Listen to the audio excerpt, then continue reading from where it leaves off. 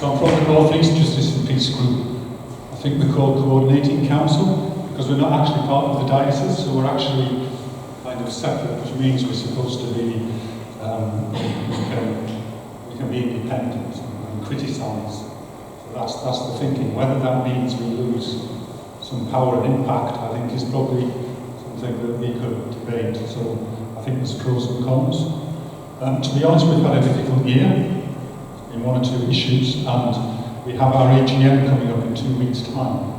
And so we hope that will be a time for revitalisation and really to get moving and get going again.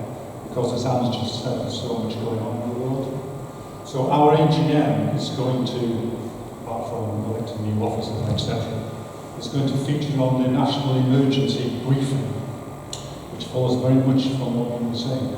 Now, do people know what that is?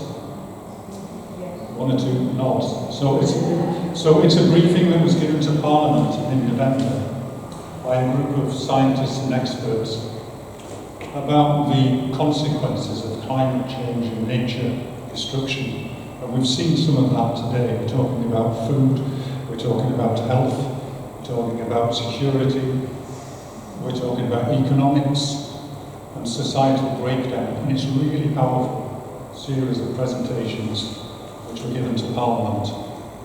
I think 85 MPs turned up. Altogether there were 1,200 in the whole of Westminster. Very, very powerful. And Bishop John Arnold was there, so great groups were represented. Following on from that, there's a public information film now being produced. And the idea is to get this into every community in the country. So we're going to show it at our AGM.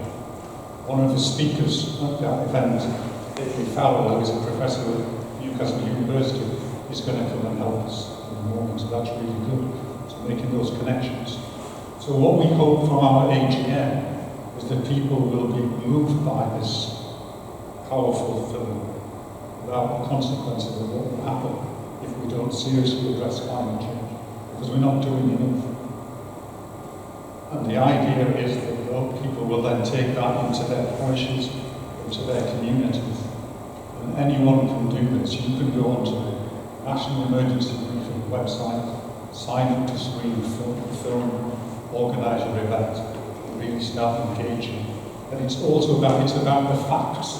It's about putting right into the public arena all the rubbish that is being said at the moment, as Anne was saying, against climate change. It's all a hoax and Trump's agenda.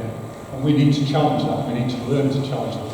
It is a really important message to get out there. I've spoken to one or two people, and I think the film would be an excellent film to show at the conference.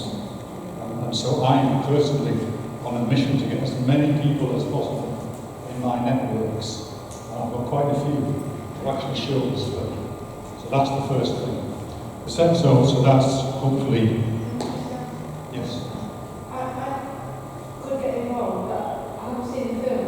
So I'm reluctant to say, everyone must watch this film because it's wonderful, but I haven't seen it on the website. So did you see it on the website? If you go onto the website, you can watch the 10 presentations that were given to Parliament.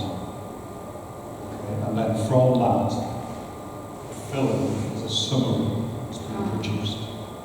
There are trailers now, and you can see those. You have to register to show a screen to actually get the link to see the film. There are also, like I've seen. They did a webinar a couple of weeks ago when they showed the film. So if you register, they're organising these events, so they'll show it online on a Zoom call. So I can see it if I register. If you, I don't want to tell everyone or my friends or organisations to see it when I have seen it myself. Can I suggest something? There is a showing at St. Thomas's Crooks on Monday evening. Right, and there's actually a map, isn't there? There's a map, yes, absolutely. There are, so there will be more showings as well in various places. But we've got one is the Crooks Eco Church joint. Anyway, it's the church in Crooks, the Eco Route to Gloucester. So there's one on Monday evening, and I could transfer. You could probably find it if you look at the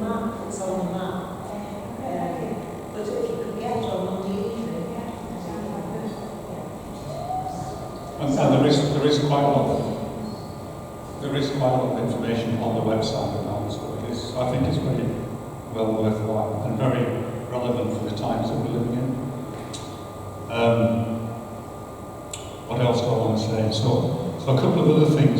We have a youth village at Concert in County Durham, and so there's accommodation, and the school children can come and stay for several days at a time, and talk about their faith and where people learn to live in community. So quite an exciting development is that the diocese has bought some additional land around the village, and we intend to, or we're starting now, to turn that into a woodland. We're going to regenerate this area, and it's become, part of it is going to become a woodland. Actually 7,000 trees have been planted around this area in the last 4 weeks. And I love planting trees, so I'm pleased to say I was able to go and help do that. And it's a major project, so it's a properly organised project with an eco-organisation and the North East Community Forest who are involved. So as well as planting these trees, which will help to improve, so there's a flooding issue there, so it's going to help all of that to be properly looked into. There's going to be some wildflower meadows, and an orchard is being planted. So the bishop planted the first tree in the orchard in March. And it's going to become a kind of, it's a Laudato Si centre is the idea. This will be our Laudato Si centre. It will be an outdoor education centre as well. So really focusing on the youth, but obviously parishes can be involved. So this will develop over the next few years. So for our diocese, that's very exciting. And we look forward to seeing that develop. And I think there are, other dioceses are looking at having their own kind of Laudato Si centres, so look out for that. I spoke to one or two people. I've got my Northumberland Wildlife t-shirt on today, very proud to wear this as much as I can. So I do love planting trees, and personally, the world situation is very depressing, and I get a lot of hope and a lot of joy, absolutely, from planting trees with the Wildlife Trust.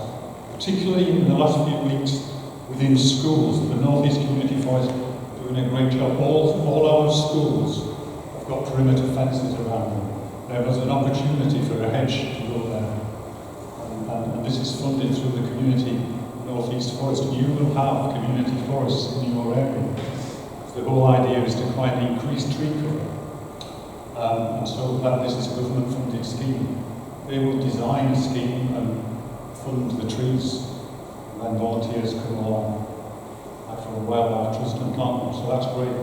And that really getting your hands dirty does give you hope, because you're planting trees that are going to be around long after I'm gone, but that's good.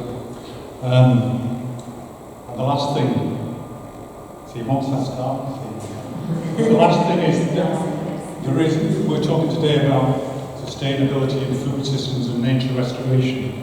There is a fantastic project at Rothbury in Northumberland. I don't know if anyone's heard of that. So look at Rothbury Wildlife Fund, or Rothbury Estate.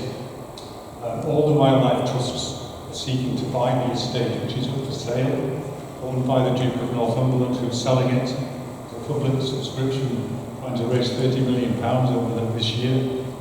David Attenborough is behind the appeal, and this is a massive regeneration of that area in terms of sustainable farming, stopping grouse hunting, stopping burning heather.